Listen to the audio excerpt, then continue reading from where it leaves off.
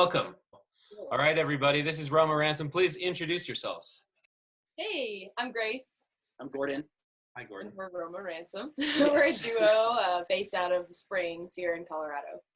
Awesome. Right on. How do you keep busy during these times of quarantine?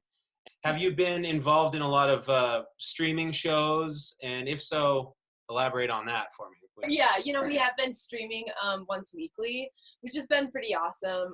A local distillery here, Distillery 291, has sponsored us and some other local musicians to do a once weekly live stream. So that's been really awesome. That's been incredible. Very nice to have, a sponsored event still when every other gig that we've got is, Yeah, exactly. And then Grant Sabin also does that as well, right? Yes. Exactly. Yes, tonight. Yep. So Wednesday nights. Yep. Okay. Yeah. Wednesday night. Yeah, and we're on there Sunday nights, or Sunday evenings. So perfect little Sunday night happy hour. It's been really great to get to do that. So that's pretty much the only live stream we've been doing. Other than that, we've been doing a lot of collaborations with musicians we've met on the road. We did like kind of a social distancing video with our friend Adriana Jones-Rincon, and we did we applied or submitted our video to the NPR Tiny Desk contest. Just time filler, something to fill some time. Yeah, right on. Yeah. In the past, we haven't been able to always do those kind of things just because, if we're like on the road, how it can be. It's just like full-time gigs. Go. Busy, yeah. During these times, I want to use this platform to try to link together like-minded people, musicians, artists, and makers, and all the businesses that have been such good supporters of people like yourselves, and absolutely. Try to get the community going, even though we have to be apart. We appreciate excellent. that. Yes, thank you for making that happen. Yeah. Something about music making and art making that it's deeply subconsciously reassuring for the human spirit, and I think that contributes to that. The fact that we may be like deeply actually positive, and optimistic because it's because of making art, making art maybe keeps this little flame inside of us going. You know? There you go. I like that. I was often asked in interviews, how did we get Larry and His Flask band name? And it was the same question all the time. So I'm not going to ask you how you came up with your band name, but I'm going to ask you, what were the runner-up names before you came to Roma Ransom? I don't know. Do you have any? It's been so long. God, it's been 10 years now, and I'm like, damn. Oh, Congratulations. That's a long time. That's awesome. Thanks. It's how long, it's the extent of our relationship has really been the life of our band, so so it's been good. But that was a long time ago. I'm like, what do we even? It could have been named after maybe a curry dish or something. It was called Gem of India. It was in Indian restaurant in Springfield. So I'm just saying, like, we needed a name. We started performing together, and we're like, what do we call ourselves? And we knew we had been inspired by world music. So we were looking for something that might reflect. Funny. I really like what you went with. Yeah. I think it's good. Yeah. There have definitely been some things over the years that we've been like, oh, maybe we should have gone with that. Some different names we thought of, and they're like, well, it's too late now. We've already, got a ton of content. And it's a great name, and you have to have a name. Thank you. So, sometimes I was like, Larry and His Flask, really? Was that a bad choice? And then, but then I heard, Butthole Surfers on the radio, and I was like, well, right. They went for that. They went for it. They went for it? Yeah. Look at that. People know them. So, totally. a name is a name. It's a good name. Thank you. You mentioned a little Missouri, right? Is that where you two met? We didn't meet there, yeah. Yeah. And you were both, you were playing on the street, and you were both busking, and you met each other? And, so I was hanging out there with a good friend of mine, and we were just jamming. She had a guitar, and I had my fiddle. And then Gordy was on the back of a pedicab that was being pedaled by someone that we knew. But I didn't recognize him, and I was like, who's this guy? And he had his banjo with him, and I was like, who's this guy? And he had a dreadlocked mullet, and I was like immediately interested. And so that's the first time I've ever heard that be like a turn on. It was the context. To each your own, yeah. Context. But anyway, like we were kind of like, come jam with us, you know, and our friend kept pedaling and like didn't let him off, and we're like, what? Like, come here, you didn't just jump out. And then he kind of like walked up behind us a minute later and asked. He's a little shy. Jam, yeah. Went to the other side of the square and jumped out, you know. So anyway, yeah, and then we jammed that night until Gordy got picked up for a float trip at like 1 a.m. That is just so damn cute. I love it. And so you two must be very familiar with busking. Yeah, pretty familiar. You know, our city doesn't like it very much. A little bit frowned upon. And so, you know. We would, you know, do it every so often. Like if we were touring around and we, you know, like had maybe a day off or something, we're like, let's just busk, you know. Yeah. So when we're traveling, it becomes more of a priority, or it becomes definitely more of a thing to do. When we get to jump around to cool towns that let you just busk. Yeah, it can be troublesome. We've busked a lot, and but if you're touring all the time and you're playing like real gigs, you don't necessarily want to blow your voice out on the street. That's very true. And when you get a day somewhere and you're like, hey, let's go busk. You know? It can be really fun. It can get you instant fans in a town, and that could make the difference between a good show and a shitty one. Absolutely. Right there. It's true. There have been times in our, you know, in our past tours when we didn't quite have as much, you know, interest or following. And, you know, just busking in a town gets a whole group of people out because one person saw you, you know. Yep. So it's kind of cool the way that can happen. Have you guys played with Joshua before? You know, we haven't. Just in an informal setting. Right. Okay. Just jamming. Yeah.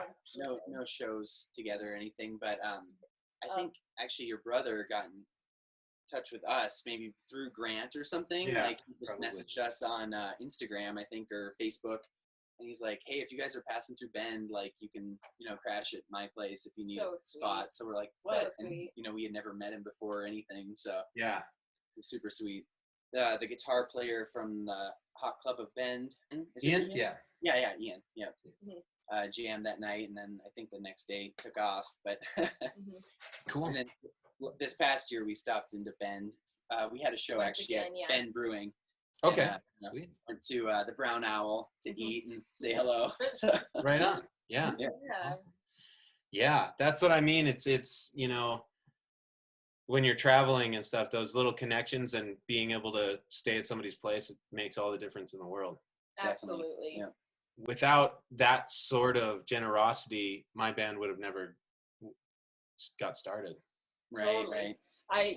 We absolutely can say the same thing, because especially on that first tour, it was insane the way that people just showed up, you know, like out of nowhere. Yeah. And we're all like, where are we going to sleep? What are we going to do? Because we were touring in a Toyota Corolla, you know, and it's like, there's you can't sleep in that comfortably. Not comfortably, anyway. No. And it was, you know, and we're all like sketchy pitching tents places, and you know how it goes. And the amount of people who were just like, oh, well, you know, I've got a little cabin up in northern Washington. You guys want to stay there for a few days? Like stuff like that. Yeah. And it's just, and then, oh, you want to come stay with us in Seattle? We've got a place for you. And just different people. It's beautiful how that happens. It's crazy. One day we went into we're going into a Whole Foods in Santa Barbara, California, and we're like, we don't know where we're gonna sleep. You know, like who knows around there? It's like so much privately owned property, and I know there's like some kind of a wild land up above in the mountains, and we were gonna hit it up and be like, who knows? We'll see. And this girl, like, I was looking at hydration supplements, and this girl came up and started asking me about them and talking to me about them. And then she's like, do you need something? She's like, she was a customer. She's like, I sense that you are in need of something tonight. Do you need something? And I'm like, yeah. And like, I don't know what it was about her, but she made me feel comfortable enough to be like, yeah, I mean, if you have like some floor space, we'd totally like crash and hang out and play you some songs or something. Yeah. It's just like, what? Like, seriously, we went in there to get like a piece of pizza so that we like had something to eat before we went and tried to camp somewhere, you know. And anyway, so things like that happen, and it's just like, what the fuck? How did, you know? Very cool. Yeah.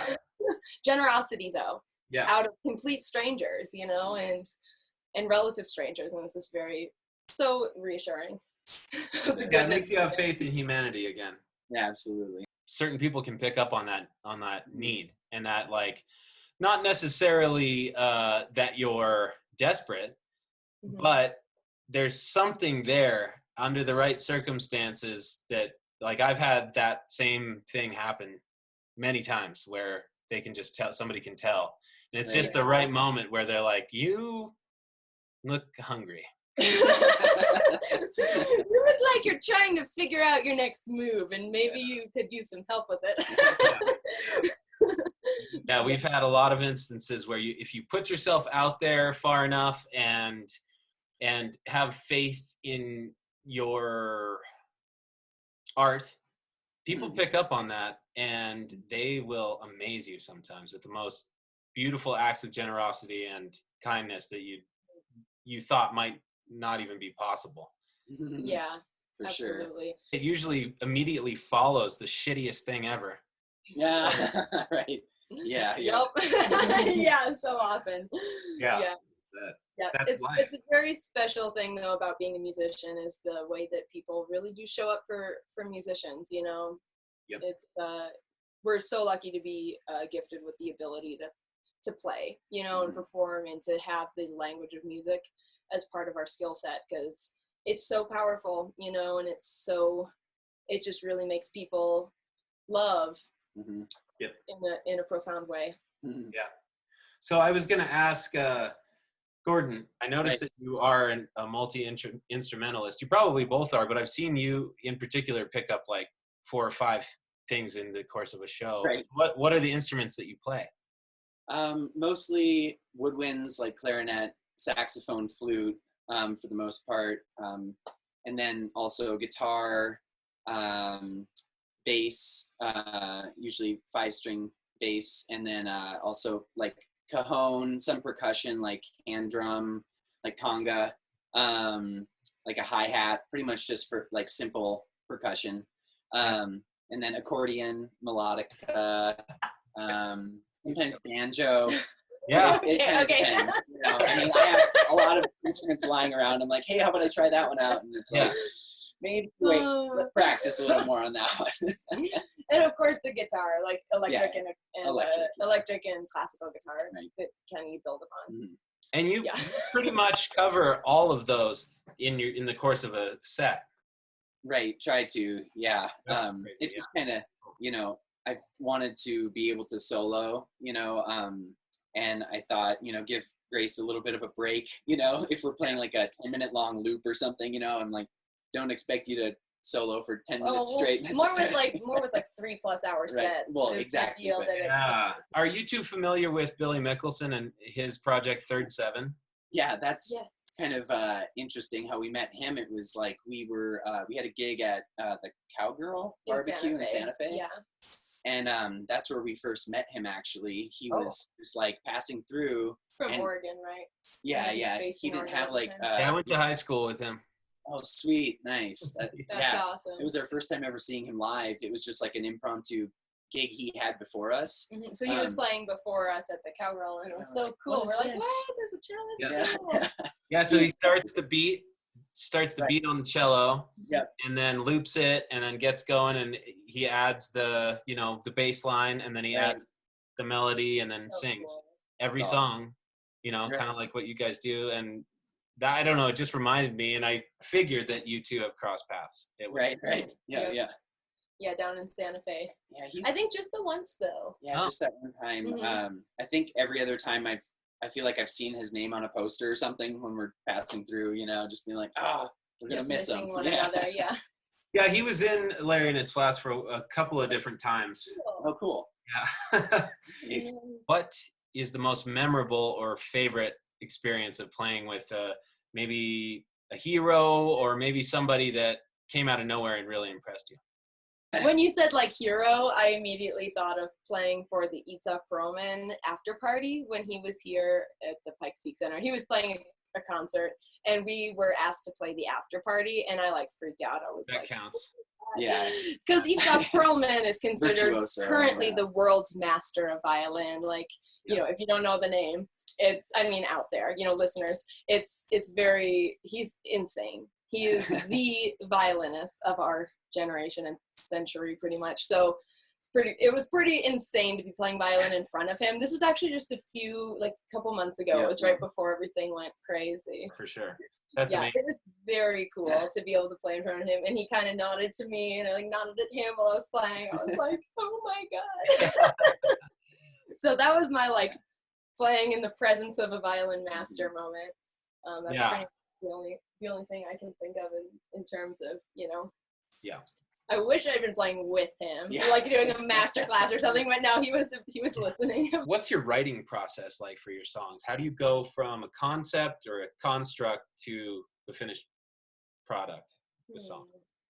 A lot of it, a lot of kind of me playing it out. Yeah, me playing, starting loops, A lot of times I start with actually a loop just so I can kind of figure out what I might do over it, where, just the basic structure of a song, adding a bass line and a drum beat, and then Grace is like, let me try something over that, and it kind of evolves from there.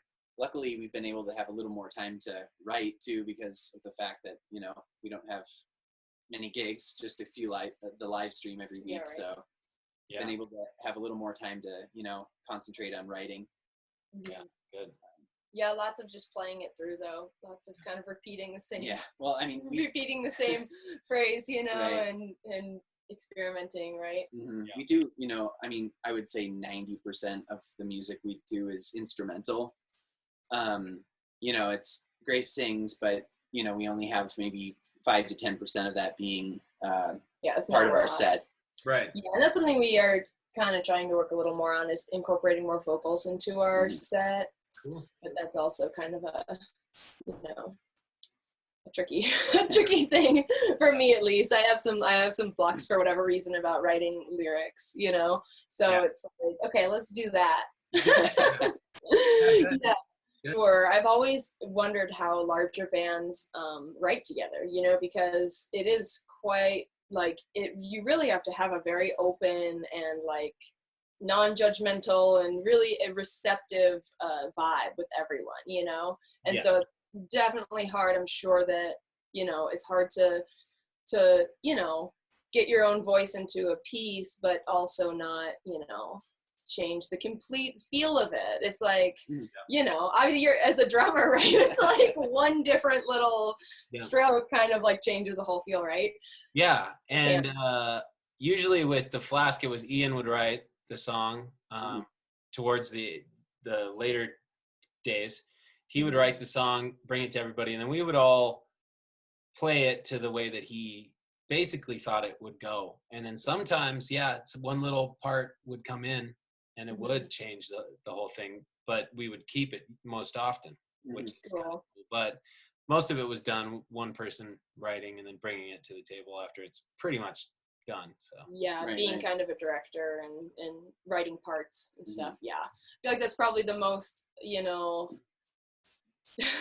don't know, the cleanest way to do things. Otherwise right? it might take forever. Totally. Yeah, and that's one thing between the two of us. It's definitely we have definitely gotten a little bit annoyed with one another in I'll be no, not like that or something, so it's always important to have a climate of patience and and receptivity and love and try not to trying to be too also set in your vision. But then that's hard because you may have a vision that you want executed, you may want just something perfectly so. It can be a roadblock. I'm going to make 3 musical history statements, and then 2 of them are true and 1 is bullshit, and you just have to call the bullshit one out, okay? Jazz guitarist Django Reinhardt lost the use of 2 fingers in a fire and had to spend 18 months in the hospital. That's fact number 1, or fact number 1. Number 2, the term hipster actually came out of the jazz culture. It was originally hepcat and then hepster, and then it evolved into hipster. Number 3, Django was actually the mayor of a small town in France for a brief time. Okay, what do you think? Which one do you think is bullshit? Which one is bullshit? I mean, I know that he lost the fingers, but Yeah. was it really 18 months? I kind of Is doubt that, wait, that, 'cause- hold on. Yeah. Let's see. And I mean, Which one's bullshit, Gordy? I haven't heard. Gordy. I haven't heard about the mayor. Yeah, I one. haven't heard about That's that the only one I haven't so- heard about. So the hipster one is true, right? That's Yeah, I what, mean, yeah, but yeah, it's yeah, like yeah. Hepcat, right? Right. And the 2 fingers is true. And That that, is. that was part of the 18 months, so it has to be true. So yeah, you're right. Oh, okay. You got So it wasn't a trick question. So there's bullshit on the mayor one. yeah. That's Yeah, bullshit. yay. Nice. Cool. All right. Yeah, We got good some call. decent Django knowledge. Yeah. Crazy. I also wanted to touch briefly on your logo that you sent me. It was really cool. And who drew it? That was done by Molly Harris. That's the Yes. I1. Yes, and Yeah. she's an artist who used to be local here to Colorado Springs. She was raised in the area, but now she lives in Seattle. So she's a Seattle artist now. Does a lot of or an tattoo artist work, based actually. Seattle. Yeah, who does tattoo work out of there, and she has an incredible hand. She does all graphic design, and she, a lot of graphic designers will, make it in a program, Mhm. and of course that's convenient for using a file, to transfer. But she hand draws everything, Wow. and so she does hand. Yeah, I love the fact that she does it the old school way. In the comments below, I will add all of those links to the distillery and to her art. And is there anything else you guys want to add before we go, as far as like live streams coming up and any releases to let people know about? Probably Yeah. something like that. Also, the fact that Bandcamp is now doing every first Friday free, or like no fees are taken out of The the first artist cut. Oh, So artists good. sold cut from Bandcamp sales Mhm. every first Friday I think upcoming Until like of the month. July First or Friday of the something. month. Yeah. But it'll be May 1st. I think maybe June 4th or 5th, something like that. They're waiving all fees. So we actually have 2 albums we put out. I should have mentioned this earlier, but it's music for yoga. We released 2 albums, and that's kind of in collaboration with our That's friend Jessica Patterson, who owns a studio here in Colorado Springs called Center for Yoga and Sacred Studies. Yes. Yeah, Yes. Root Down and Grow is their website where you Right. can log on to their Zoom classes. Ladies and gentlemen, boys and girls, thank you so much for watching today. This has been Roma Ransom. Thank you for having us. Yes, thank you for Appreciate it. having us. And you're very welcome, and thank you for doing this thing. It's awesome. It's picking up speed already. And make sure to hit the thumbs up button and subscribe, everybody. Thank you so much, and we'll see you soon. Sounds great. Thank you. Thank you. Appreciate See you it. soon. Thanks, Have a guys. good Bye-bye. Bye. Bye.